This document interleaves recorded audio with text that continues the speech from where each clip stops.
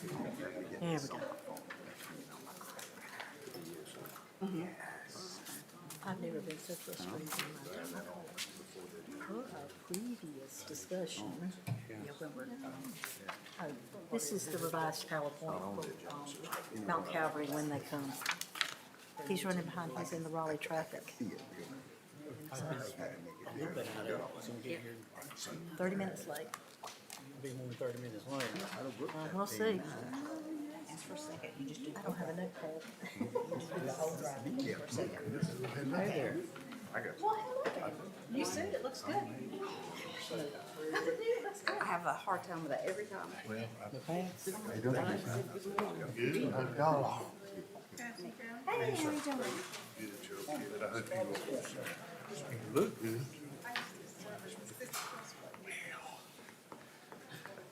You know, I got a real good friend. If I ain't careful, he'll not dress me. Don't. You know what? It's all right. It's all right. I'll mark on my agenda. That's what agendas are for, right? That's right.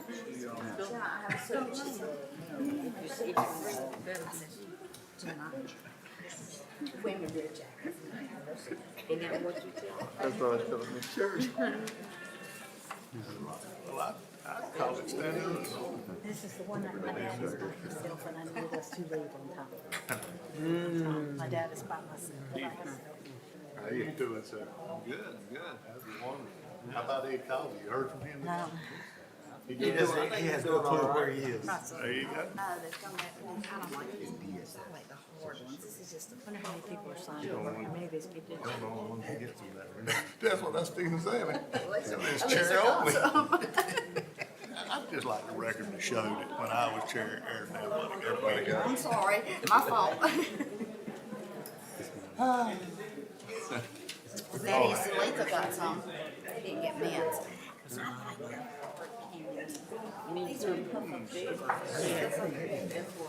Y'all get to share, and I guess the three of us. Are you planning on going down?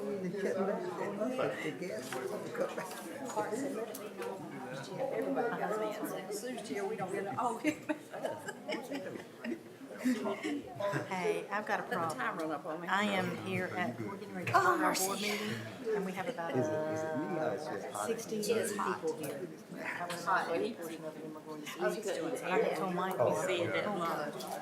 I'd say. 30 an hour. Anyway, because Dad's by himself. Can you sit with Dad? We gonna watch you. Thank you. We gonna watch you get it done. Bye. Go to my dad's. That's good. Are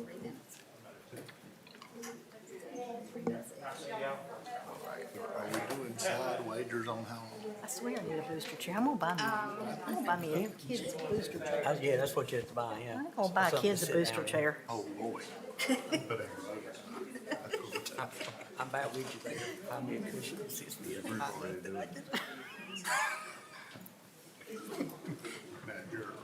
do you not see? Wow.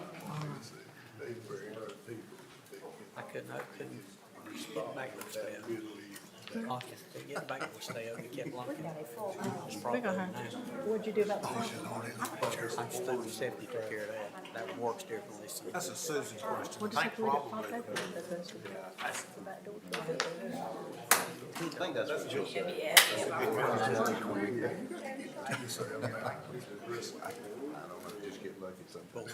Always address the board. Yeah. Cause, hey, because there's a camera that's gonna be right on you. So when we're streaming, it'll be on your, I don't know, he should show the PowerPoint, but nevertheless. I miss Richard. God, I miss Richard. I miss Richard. I miss Richard. I miss Richard. That was good, Gerald. Can I say that enough? I miss Richard. I wish I did. Okay, Clark's gonna get A, he's gonna get overtime, you're gonna get A plus, I get a zero. I miss Richard. Well, they're only for the chair. I miss Richard. Don't mention it. I miss Richard. I'm gonna take it. I'm good.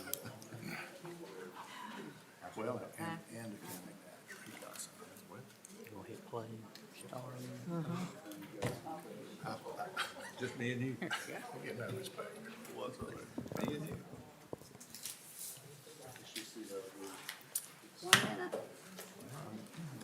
He started.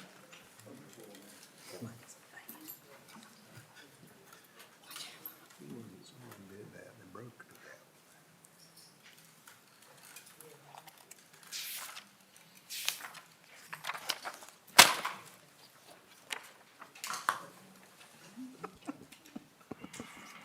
Turn this off, but not-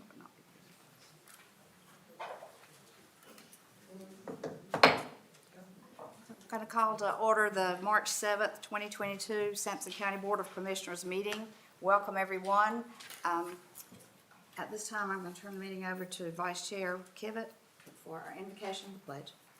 All right, at this time, I'll turn it over to Commissioner Godwin for the invocation. All right. Let us pray. Our Father and our God, we truly thank you for this blessed day. Thank you for how good and how wonderful you have been. Because when I think about the goodness of Jesus and all you've done, we ask you now, Lord, as we come in this meeting, you give us the wisdom and knowledge and understanding. I pray for each one here that you guide us and direct us. That when all this is done, we give you the glory, we give you the honor. In Jesus' name we pray. Amen. Let us Thank you, stand.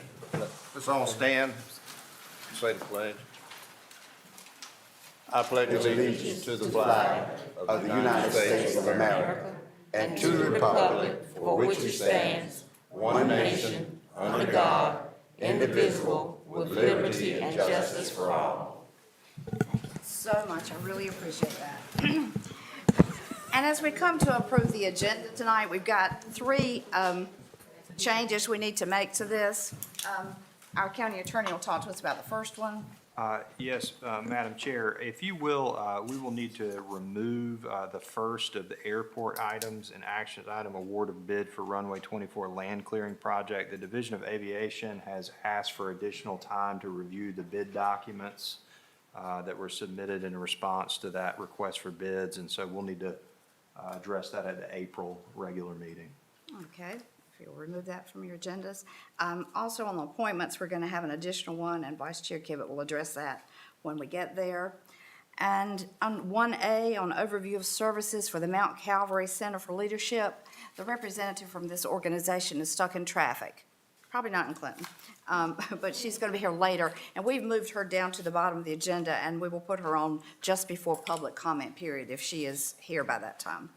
And I move that we approve the agenda as amended. Do I have a second? Second. All in favor?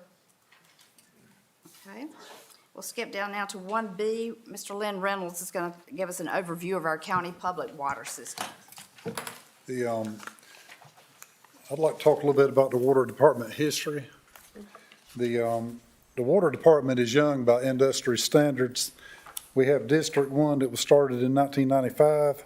We currently have about 600 miles of water lines. We got 3 wells, 4 storage tanks, and a little over 6,000 customers, 6,033 to date.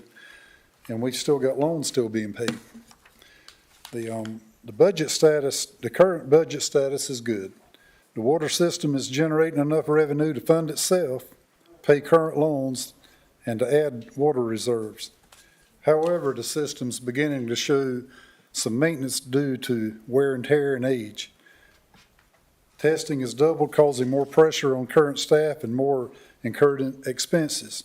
Materials have increased by 22% this year, but we are maintaining. Funding approved last year by the board and savings by the staff allowed the department to replace all water meters with new radio reads. Now it takes 3 employees, a total of 60 man-hours. It used to take 5 employees, 175 man-hours. So we're able to use our people more efficient to provide cleaner water and less repair costs. So who pays for the system? Our water department is an enterprise. It's self-funding.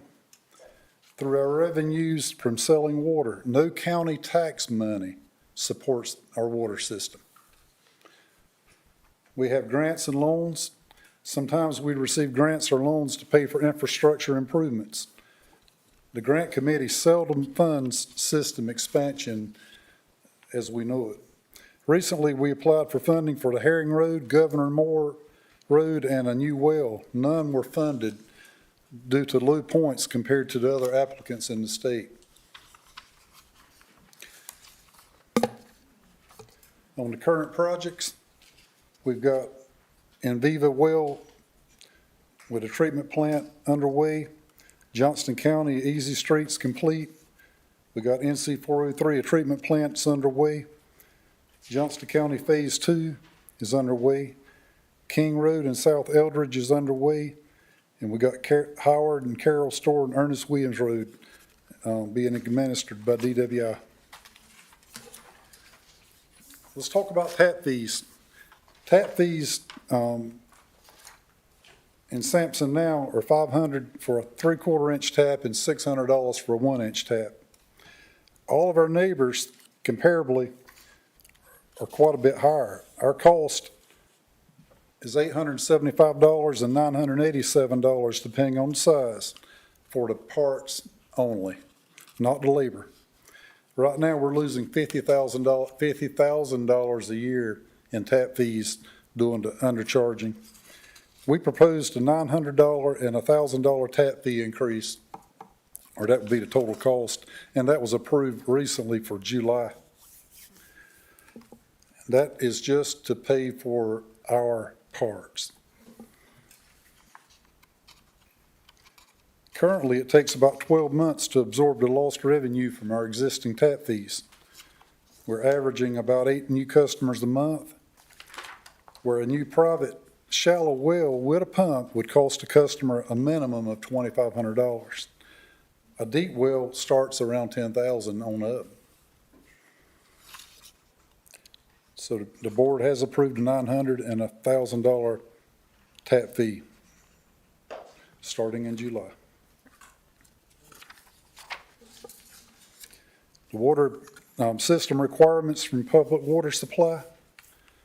On the water production, the local supply plan is looking ahead with projections for about 50 years. We were notified last month we were producing more water than the plan allowed. So we've got a good problem. We're selling a lot of water, and we're buying a lot of water from the city of Clinton and the city of Dunn. We have maxed out our wells and our storage tanks. We had to justify the leaks, and our justification for using so much water to the local supply plan, public water supply system, was for leaks and flushing. On the water storage, we need more water tanks, and that's coming in the near future. And we need to be self-sufficient. We need enough storage tanks and wells to generate our own water and store it. On our revenues, we've increased a minimum of 2.2% each year. The first year I was here, it was 3.6. The second year, it was 5.7% increase, and the third year, it was 2.2%. Do we need more wells? On the picture on the screen, it shows what we're paying for water from other systems. And it's quite a bit of difference from one town to another. Ultraville's buying water from us for $3.36. Dunn's charging us $2.14. Clinton's $2.14. Turkey's $2.50. Roseboro is charging us $3.36 1,000. Garland's charging us $4 1,000. And we don't buy any from Union Grove, Harrells, or Salemburg. We need more water tanks to be self-sufficient, so we won't be obligated to buy water from these entities. Currently, we're purchasing around $400,000 a year of water from the city of Dunn and Clinton together. On the projects that we've proposed for the grant money that the county is supposed to receive, we had to prioritize projects, and we used this methodology. We made a list of all the roads after listening to elected officials, residents that had filed petitions over the years, and reviewing long-range and immediate system improvements. Identified system improvements first that would support the system overall. Our system's still young, we're still growing. The growth requires infrastructure support such as storage tanks, wells, and booster pumps. We identified new service roads on the list and counted the homes on the roads on the list. We went in our files and pulled all of the petitions that were in the file so everybody be on the same level playing field. We looked at all the roads the elected officials had interest in, and we put them all on a list and we prioritized them. We counted all the homes on each road, and a score of 10 would indicate whether the road would qualify or not. That means 10 homes per mile. Our policy is to have 10 homes per mile for a couple of different reasons. If the 10 homes per mile is not met, we'd move on to the next road on the list. So why is 10 customers per mile the minimum? 10 customers per mile keeps the water moving and turned over and keeps it fresh. And the water will be fresh and requires minimal flushing. Flushing wastes water and money and time. If you have extra flushing, it's going to cost quite a bit of money, and it may require you to have more wells and more storage tanks. And 10 customers per mile provides enough revenue to sustain the system financially. So on the list now, the top priority need was tanks and booster pumps and new wells. We had a system improvement on South McCullen Road. It was for a loop backup. Governor Moore Road was a loop backup. NC 24 was to bypass Roseboro. That was a system improvement. The first road for new service rated, had the highest rating was Lakewood School Road and Bubba Gump Road. They were by far the most. They had a combination score of 17.4, which is really good. The next road on the list was Serenity Lake. That's an old subdivision that all the people on that subdivision has wells now. That was an old petition. I don't know, it scores a 28, but I don't know if any of them would even want water, but we're going to check it out and see. We're going to market it. We had a system improvement on Tyndall Bridge and Vander Road to increase the pressure in the system. And we got new service road that scored 25 on Welcome School Road and Elbow Road. Peavine and Hollering Road was system improvement. And the rest of it's new services. And it was all done by a rating system. The number of homes per mile, and everybody was treated the same.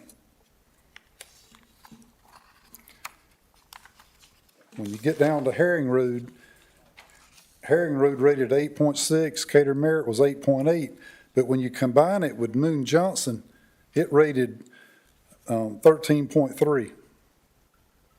Their accumulated score was 11.3, so when I combined that area as a system, it did qualify. It was more than 10. And that's the 5-year plan is to complete Johnston County Phase 2, 2 new wells at Keener area, 2 new overhead tanks, the system improvements on various roads, and market new lines, starting with Lakewood School Road and Bubba Gump, and then go right down the list. The plan for marketing is to use social media and give, probably do door hangers. And we'll start at the top of the list and do it real slow. We don't want to market a bunch of roads that if we run out of money, we don't want to market roads we may run out of money funding for. So we're going to start at the top and work our way down. The timeline would be 60 days per road for the residents to commit to pay a $500 tap fee And we'll advise them up front that there will be a $50 inspection fee whenever the line's put in. And they would have to the resident is responsible for tying the service line from the meter box to the house. And the average water bill in this county is about $43 a month. Some people, some are more and some are less, but the average is 43. If we market these roads and we don't get the required 10 per mile, we will go on to the next road. That's the plan. And we'll go down the list until we run out of money.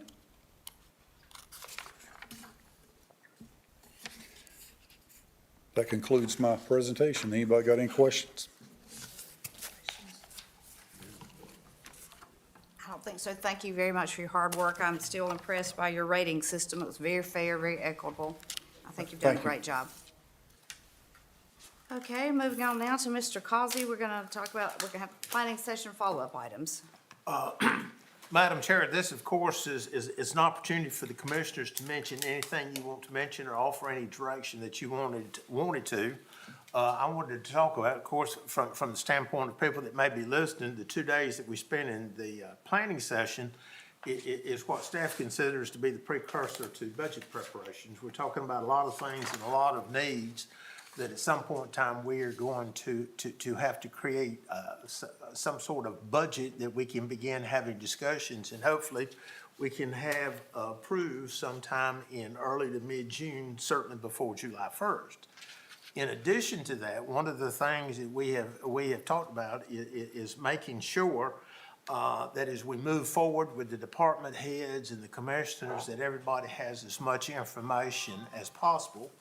One of the things that we did, and we've been talking about it, I think it was covered in last year's budget message, that there would be an increase in insurance costs for our employees. And I think we have stressed that over time. And one of the things that we have said is that we would try to give notice of when that is coming in order for the employees to be prepared.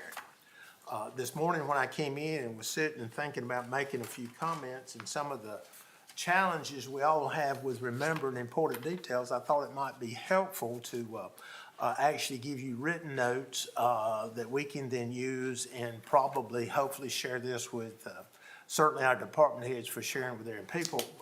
So I want to go over these notes very quickly in answering questions. And I think when you get through this, I think I can tell you in advance, I'm going to commend the board for the work that you have done in the past year. So I can tell you the end result is when you look at it, when I look at it in totality, and the reason I want to write it down, because if you come in and ask me a question, David, I think any of us, we may forget one or two of the details that may be important. So I think maybe summarizing this would be very helpful.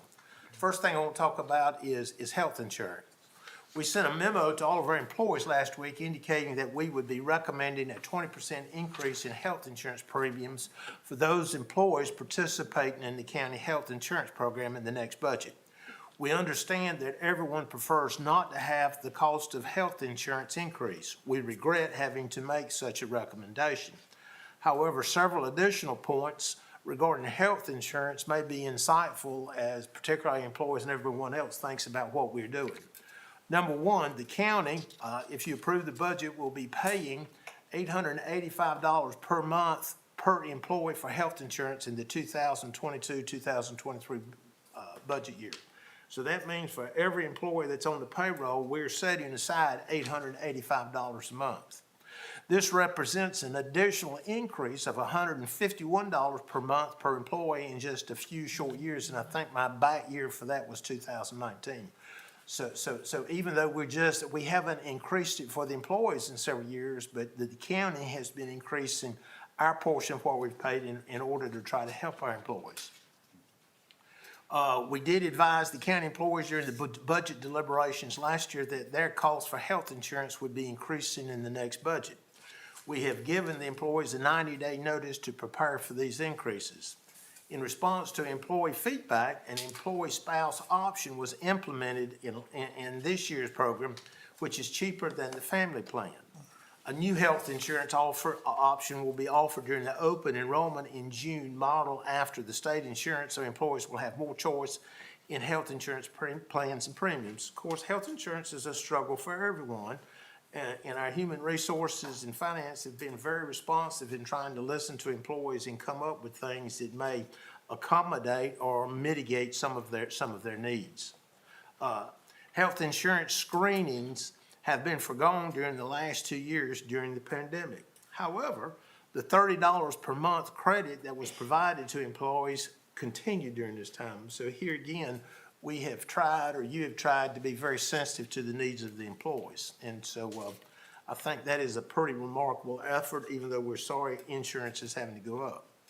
As we move forward in the preparations for the new budget, it may also be helpful to review what the Board of Commissioners has done for all employees during this budget year. Number one, all employees received a 5% cost of living increase as of July 1st, 2021. The Board of Commissioners also approved an additional $675,000 to assist in increasing individual salaries to midpoint.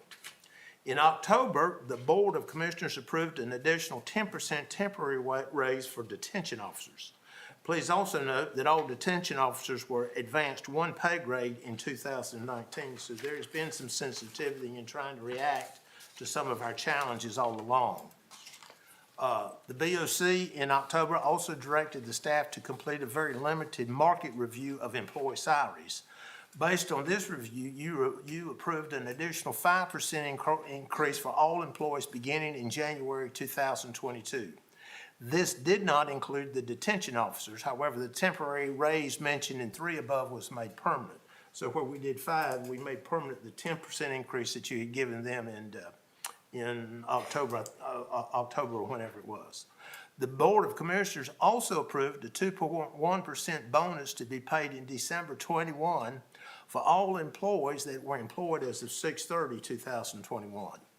The BOC has also authorized a complete market study to begin in July 2022 to review current salaries and offer in and recommend any adjustments or additional increases. Point being, if we think we've made a mistake, this will be an opportunity to come back in and find those and give you an opportunity to correct same. So as you think about this, I'll give you the following summary. All employees have received at least a 12.1% increase in salary during the last year. The detention employees have received, and that's the officers, have received a minimum raise of 17.1% during the same period. The percentage of increase for many employees is even greater when the $675,000 mentioned above is factored in. Most county employees are very appreciative of the support received from the county commissioners. I think if there's a positive to the pandemic, I think we have all began to sit and reflect the value of the employees and what they contribute to the county each day. When we look at some of the days that we had, Ms. Dillman, that there were significant numbers of people that were not working on given days. So I think the good thing for me, the commissioners and everybody is, I think we have an appreciation for the people that work for us that, I think we had it before, but sometimes I think all of these occurrences have brought it to the forefront. So, and we'll count this as my manager's report at the end, and if you have any comments or things that you want us to take up, commissioners, we will be glad to make notes and operate accordingly. Otherwise, Mr. Clack and I will begin reviewing budgets that are already being submitted on about the 15th of March, and hopefully in mid-May, we'll be ready to deliver you a proposed budget. Not to pat ourselves on the back, but I'm real proud of what this board has done for our employees in the past year. I think we've tried to show our appreciation. I think it's netted out to be a good thing. Any more comments? Just that, talking to many of the employees, they said they was happy to be having an increase. Okay, anything else? If not, we'll move forward to our economic development. Stephen Barrington. Chair and Commissioners, thank you for having me tonight. Over at the planning board meeting, we did speak to the great grant to really enhance the broadband here in the county. Before you, you have a two-part recommendation. That two-part recommendation is to provide up to $800,000 of ARP funding to enhance the broadband for up to 2 grants.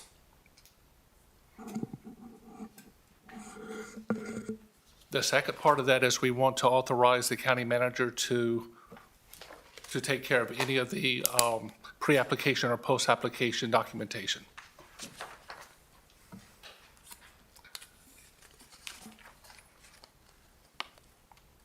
That's all. Questions? We'll entertain a motion. Madam Chair, I make a motion that we approve Mr. Barrington's request 1 and 2. Do we need to do it separately, or can we do it together? You can do it together. Okay. That's fine. Do I have a second? Second. All in favor? Thank you. Thank you very much. Passed unanimously. Okay, Attorney Sterling, you're up. Thank you, Madam Chair. The board has at page 32 of the agenda packet, one of the two, the other one we're putting off until April, items.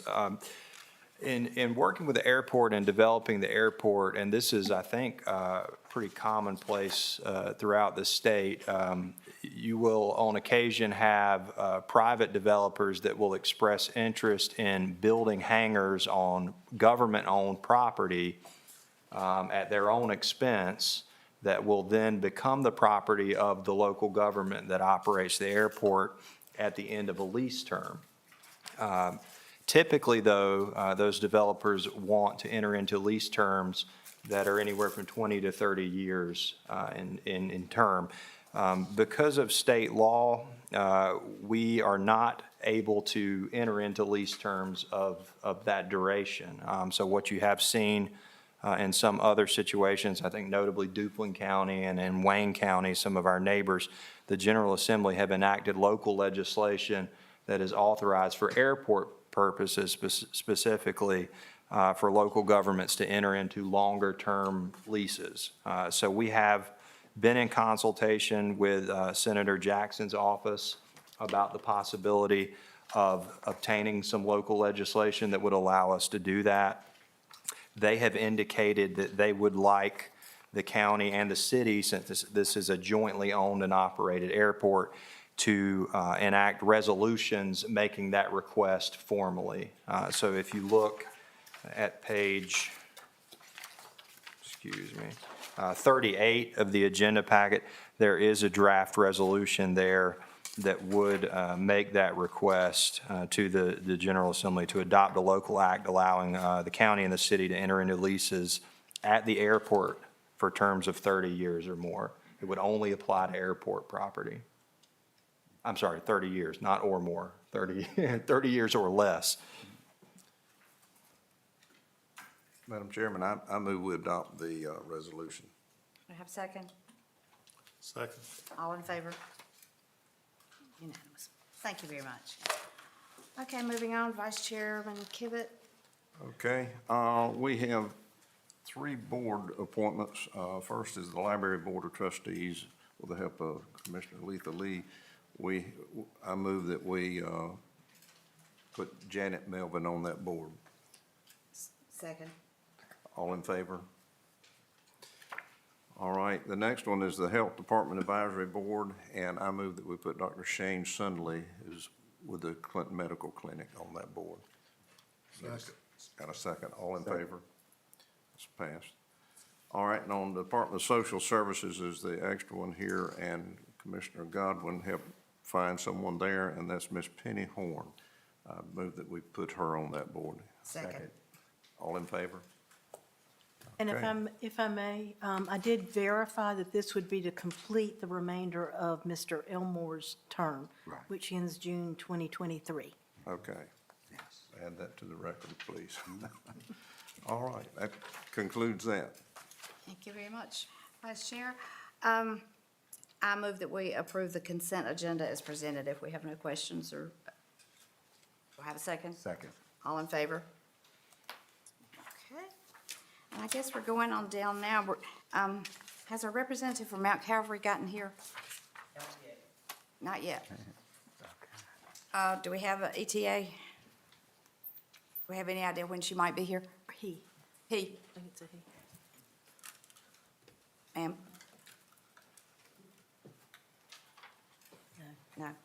Okay, moving on to the public comment period. We have 1, 2, 3, 4, 5 signed up to speak. Is it 3 or 5 minutes? When you have a number, you typically go 3, and that's what we have programmed for you tonight. Okay. It's 3. Mr. Gillum, would you come forward first? Would you like me to review some of the? Yes, and it would be helpful if Ms. Holder would go over some of our guidelines. Certainly. The board is holding a public comment pursuant to law, as they do with each of their regular meeting, and pursuant to the board's policy, anyone coming up to address the board is allocated at the board's preference a particular amount of time, no more than 3 minutes tonight. Anyone who is addressing obviously can register on the sheet as they will. At the conclusion of the names on the sheet, the chairperson will ask if anyone else wishes to speak. We do ask that you keep your remarks brief. You may not give any of your time to another person, or you cannot share your time with any other person. And we ask that you do come up and state your name and address. When you start, the light on the podium will turn green. Okay. When you have 1 minute left, it will turn yellow, and then a nice chime will sound when your time is Great. over, and it will be red. No problem whatsoever. Thank you. Thank you, Madam Chair, Commissioners, everyone representing. Public water. Turning on your faucet to access public water should not be a privilege extended only to certain segments of Sampson County, especially when a great majority of the residents in the lower end of the county contribute to the tax base. The lower end of the county is often treated as a red-headed stepchild when it comes to funding in infrastructure projects. This is unfair and partisan. The General Assembly has appropriated $1.6 billion from the state allocated funds from the American Rescue Plan Act for improving public water systems, and the connection fee for residents is also covered through the funding grant for underserved areas such as Ivanhoe, according to the NCDEQ community mapping system. This makes Ivanhoe and other surrounding areas eligible for public water access. As it currently stands, Ivanhoe and other surrounding areas are eligible for public access. Public water is a hit or a miss in the lower portion of the county, with only a few areas already being able to access it. Everyone has a right to turn on their faucet to clean water waiting for them. A great many residents, such as my mother, have to purchase bottled water for the fear of the unknown. No one should have to question if a basic necessity contains harmful pathogens. No one should have to be afraid of the water they are drinking, cooking with, or bathing on a daily basis. And with our end of the county being prone to longer power outages as a result of severe storms, homes with wells are left waterless as pumps are rendered useless until power is restored. Again, access to public water is a right for all citizens of Sampson County. Also, if the entire county enjoy the benefit of public water access, Sampson County could potentially attract more large-scale businesses and industries in the lower part of the county, therefore boosting employment, growth, revenue, and opportunities.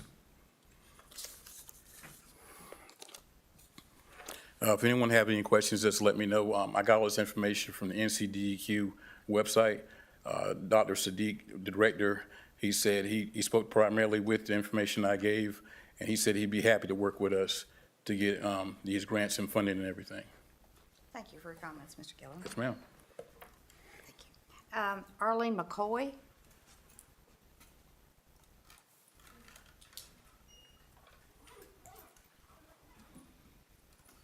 Good evening.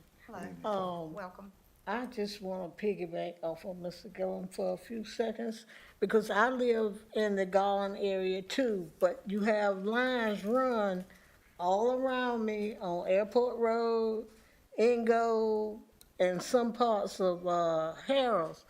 But I'm sitting in the middle, and it didn't come down my road, and I want to know how could I get my road on the list. That's it. Thank you for your comments. Betty Henry?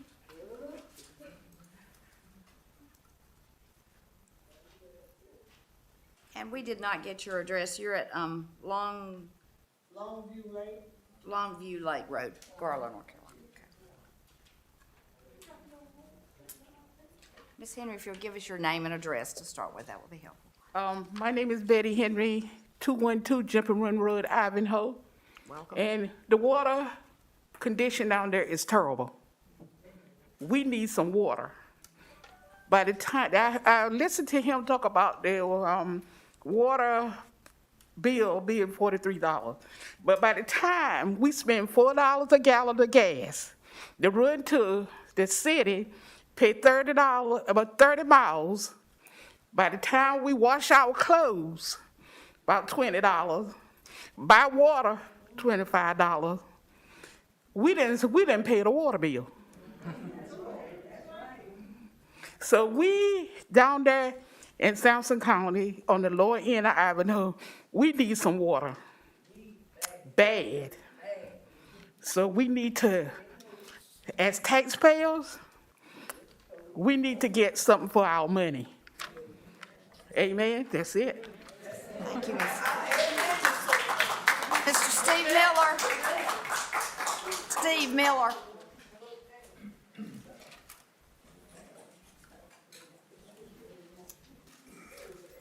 My name is Steve Miller. I don't live in the county. I live in New Hanover County, but I'm here at the request of my good friend Ed Gillum, and I am a candidate for U.S. Congress. But before you think this is a campaign thing, it's not, because Sampson County is not in the district that I'm running in.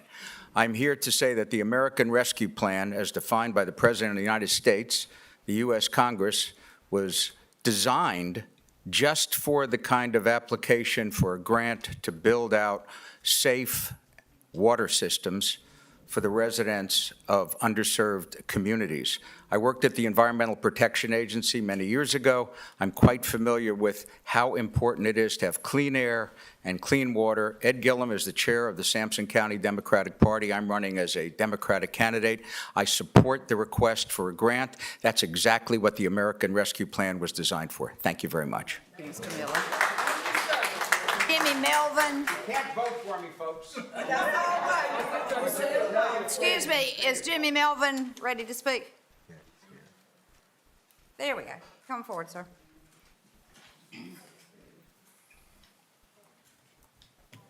Good evening, I'm Jimmy Melvin, Reverend Jimmy Melvin from I live on Ole Miss Highway, and we're in that group where they had a lot of participation. But my concern is, first of all, you don't have to do it, but a show of hands, all the commissioners, all the one on that board of that has public water, or you have a private well. I have a well. You have a well? Who else has a well? Okay, so everybody else has public water? Okay, I live in the city. I live in the city. okay. The next thing is, there's been a lot of testing, and there's a lot of research and stuff doing just to the damage of clean water in our areas. As I shared before, we dealt with that at our local church in Delaware, and the county had authorized the testing. And we just ended up had to pick up the tab for about $4,000.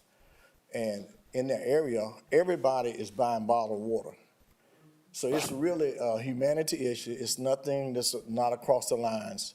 And I hope that you, in making every take every opportunity you can to be punished by a problem that we didn't have any control over. That was, the water was damaged by our negligence in handling waste.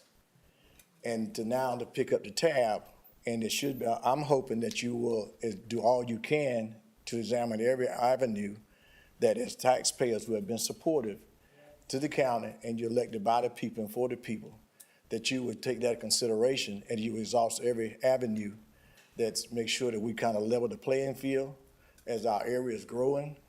It's really growing, and we have a new school in our area that needs water, and now the area is becoming residential. And we found out that even in some of the testing reports I read, that even where there are subdivisions, where there are wells, where there are private septic systems, that water is damaged over a period of time. So we have a real humanity issue, and I'm hoping that you, as you're doing and will continue to make a strong effort, that we take care of everybody involved, because It's not a black and white issue, it's a humanity issue, and we keep that at the front. Thank you for your time. Is there anyone else that would like to speak? If not, we will close our public comment period. Did Dr. Tate arrive? They're checking now. There's- James going out. You've got a person here, I think, that wishes to speak, Okay. maybe. She's short, I didn't see her. Identify. I'm sorry. Good evening. I'm Dr. Yushonda Majed out of Wilmington, North Carolina. I'm here to support my dear friend Edward Gilliam. We've worked on several projects together, and I definitely know and understand the conditions of the water. I myself only use bottled water, even in my area. So, and I've been doing that for a long time. So I do support this movement that we should be able to have safe and clean water for the residents here in Sampson County, Ivanhoe areas, inclusive to all the other surrounding areas. I support this. Thank you.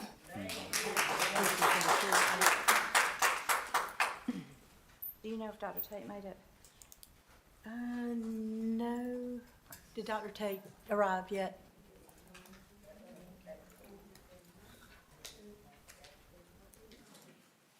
They've got somebody that's going to speak in his place. They've got someone that's going to come speak in his place. He is here, He's here. Madam Chairperson. By the hair of his chinny chin chin. Hello. Dr. Tate, welcome. Good evening. You've had a In my struggle. former have you life, not? I was a county commissioner, and God gracious, that was payback tonight. How are you all doing this evening? Welcome. Great. Thank you so very much for allowing us to join you this afternoon on the behalf of Mount Calvary. I was in Raleigh today, and sometimes Raleigh traffic is a little bit different than Burgaw, where I'm from. But at this time, I just want to say thank you to this great board of commissioners and to your manager and to your health department staff for allowing us to serve the great people here of Sampson County over the last year and longer with our CHW program. I am Jimmy Tate, and I served here in this region a long time in higher education before starting Mount Calvary, and one of my passions have always been to return home after serving at the university level and community college to start a center that really focus on leadership development as well as on health disparities with a lot of our populations. And I really got that passion from serving many years on Board of Health and other things in the counties that we served at that time. I do want to say a brief history about Mount Calvary is that we have a number of programs at Mount Calvary. In addition to our community health program, we have a juvenile justice program where we have a program for community development that we do, where we reach down in grassroots communities, and it's all about empowering people to be better people and how they help themselves to become more self-sufficient. And we believe we work with a lot of employers throughout the region. We work with youth, we work with adults to make sure that people become gainfully employed and have the skills and access to those services they need. We think it's important for us to visit the county and share with you who is Mount Calvary and what do we do in the counties that we have served here and our mission. Our mission is to be able to be that center. We want to be that central hub. Much like if you travel to the Triad region, you would see the North Carolina Center for Creative Leadership. We want to be that here in southeastern North Carolina in the 10 counties that we serve, and enabling grassroots citizens to reach their next level of success there, and enable them to become to the next level and economically, politically, and social change agents for the betterment of the communities they serve. We do have a youth component to our Mount Calvary, which is our Vic Academy, where we prepare future community health workers, and we business and industry leaders as well as health leaders as well. And in this area, what we do is we serve students in grades 6th, 7th, and 8th, and we teach them about early entrepreneurship, business ownership, as well as vocational trades, as well as college prep program. We know that all students may not want to go and get a 4-year degree, but we let them know the value of the trades program at an early age as well. And then those that want to go and be pediatricians and cardiologists. We teach them about those services as well available, and that's certainly available here in Sampson County as well. With our second program that we serve is our Opportunity to Lead program, and also that gets into a lot of the work that derived from our Diversity, Equity, and Inclusion program. That was brought up of a committee of folks probably about a year ago when there were a lot of racial tension throughout states and this nation as a whole. We had employers, people like Smithfield Foods. We had sheriffs, county sheriffs throughout the various regions said, I want to look at Mount Calvary as a way that we can bring everybody together, and let's talk about how we can foster better understanding and communications and moving forward. So that's what we do there. I'm very pleased that task force have about 30 people on it that come together, and a lot of those are business and industry people. And from those conversations, we've been able to foster a better understanding of all sides and all people. Leadership development, I talked about those programs, which I'm very pleased that we just hired a dean of community engagement and leadership and special programs, which will be working with our special populations here to make sure that we provide church leaders, business and industry leaders, everyone, those skills they need in order to help them be successful in their various roles that they need to be in and serve their community. If you believe that your community needs to be better, well, we ask you to be the change agent you want to see in your community. And we teach them those skills through that program there. And we have some real good support from Z. Smith Reynolds and some of the other organizations that serve our organization that we are served by that allow us to be able to do that. And again, our Justice Involved program is one of those main programs. Listen, we all have heard about recidivism and how that rate is among many of our youth population. And I think that we all have a duty to try to correct that. If we don't, it continues to cost the taxpayers more money. So you'll see us even introduce that program here in Sampson County as well, and what we can do through that program as well and what we do. Our natural disaster program there is very important to us at Mount Calvary. Many of the counties that we serve in, just like where I lived for a number of years in Duplin County before moving back to Pender, we experienced a tremendous loss there, about 6 feet of water in my house on Highway 41 in Wallace at the time, and our whole community was devastated there after the flood, just like many areas here in Sampson and other counties as well. So we have a natural disaster program. The gentleman there in the red shirt I always highlight is one of my heroes that inspires me to keep on going at Mount Calvary. My brother owned insurance office and auto finance, and one of the things that he really worked with me last on was to start Mount Calvary, our center, and our natural disasters program. That's him there. He was real big on environmental and cleaning up the environment and making it productive for everyone. So about 6 months after the hurricane, we completely lost everything we lost during the hurricane, and unfortunately, about 6 months later, he passed away with a massive heart attack, and at age 43. And we just established a scholarship in his memory at UNCW for students who have an interest in our parents were farmers who have a farming background. So I can tell that story tonight without crying. But at any rate, so that inspires me every day. We have just been signed a partnership with our natural disaster program in North Carolina State University, where we'll be doing a partnership and talking about mold and how mold can affect people who move back in their house maybe prematurely after the hurricanes and didn't get it really addressed in those issues. Our program that we're very proud to talk about tonight is our Community Health Workers Program, and that's what I like to spend the majority of my time here in the next 2 or 3 minutes to talk about. This is a collaborative with the North Carolina Department of Health and Human Services. We're very much thankful to the state agency there and Governor Cooper's office for allowing this program to come to fruition. It is a program that allowed us to really get into communities, many underserved communities that have health disparities, long-term health disparities we found out as a result of the COVID-19.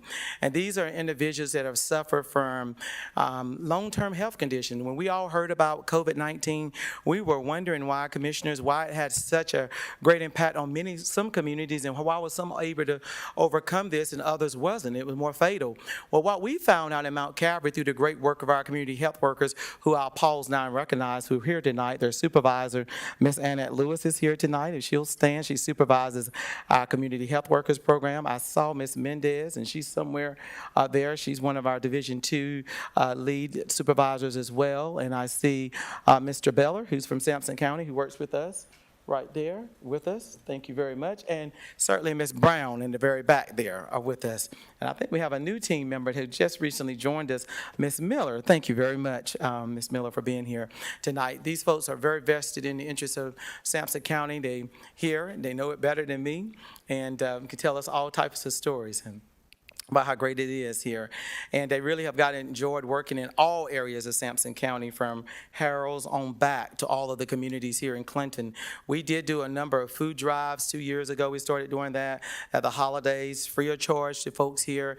Our organization sponsored many of those that we really wanted to be able to have success, and they worked out really well. And actually even going to migrant sites and other places as well to work with those populations and make sure we go directly there to make sure that they have vaccine clinics. We didn't wait for people to come to us, but we wanted to partner with the health department to make sure that we go to those sites and administer those vaccinations that they have there. So our team have been recognized already, and those members who serve on that team. So I'll move forward with a little bit with that information. But I wanted to say that just even recently, we've been able to do over 31 vaccination clinics in Sampson County alone, which is a lot of work with those folks canvassing houses. They're going door to door, signing people up. Vaccination education events. This is just telling people about it. At Mount Calvary, we believe in America values. We believe that we tell you and you decide. And we can certainly tell you that we are proud. I'm proud to have the vaccine myself, and we tell you what we believe that are the benefits, but we certainly don't push or try to be over-dominating on our efforts with anyone. We have over 4,490 persons who have served in our vaccination efforts in a collaborative partnership.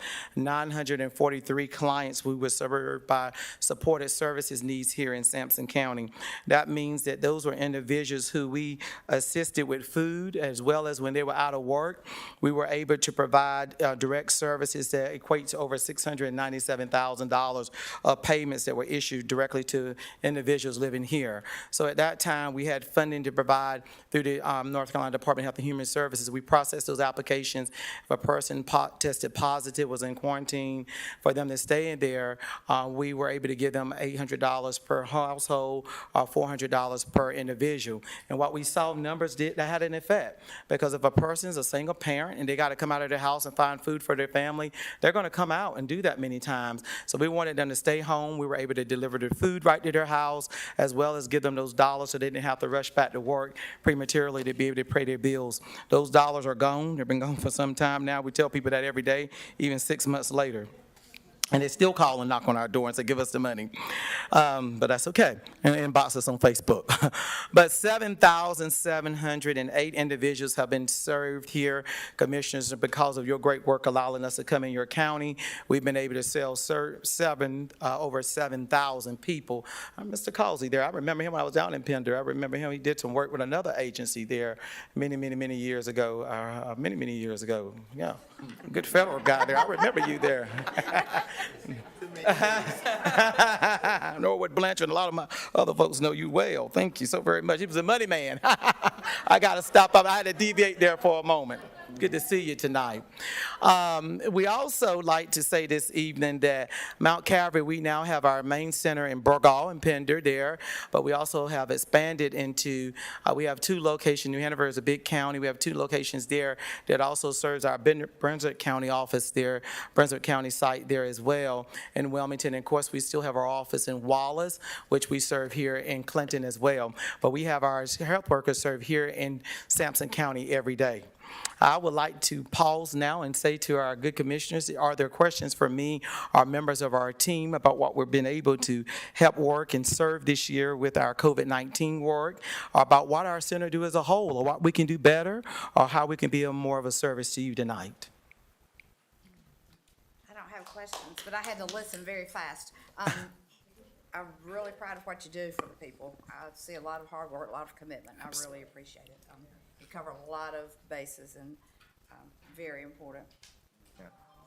The encouragement is that you're doing a great work, and we have worked with Absolutely. for some things, and it has went very well. Absolutely, Commissioner Godwin. I'm so proud to have you represented here tonight because you do a great work. I would like to have you come down to Harrell's and speak with us some at the Harrell's Community Center. We'd like to partner with you. Wonderful. We'll be glad to do that. Absolutely. We will make that note and get with you, Commissioner Lee. Okay. Let me Any- guess, this is not your first presentation, is it? Not today, by no means. Mm-mm. Not today, by no means. Not today, by no means. And it worked well with your timing, even though you were supposed to be first, but you ended up getting here just in the nick of time. You commissioners know how to make it work. Thank you for all your hard work. Thank you so much. Thank you so much tonight.